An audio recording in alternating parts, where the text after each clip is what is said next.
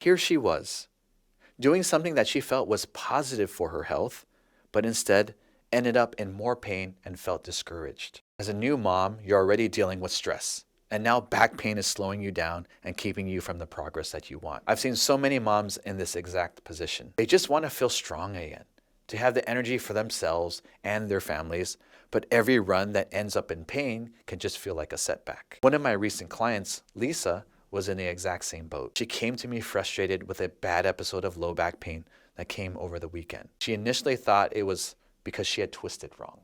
But diving more into her history, she shared how she had recently began running to get back into shape again. With the examination, it was clear that many of her muscles were not strong or stable enough to handle the continuous impact that comes with an activity that she enjoyed. I know she didn't want to hear it, but I had determined that running was one of the biggest contributors to her back pain. Here she was, doing something that she felt was positive for her health, but instead ended up in more pain and felt discouraged. Lisa's situation is common. She had skipped the rebuilding phase and didn't realize her body wasn't quite ready for that level of impact. So we worked together on a structured approach, focusing first on her core strength, gentle mobility work, and low impact exercises. A few months later, Lisa was back to running pain-free, feeling stronger and more resilient than ever.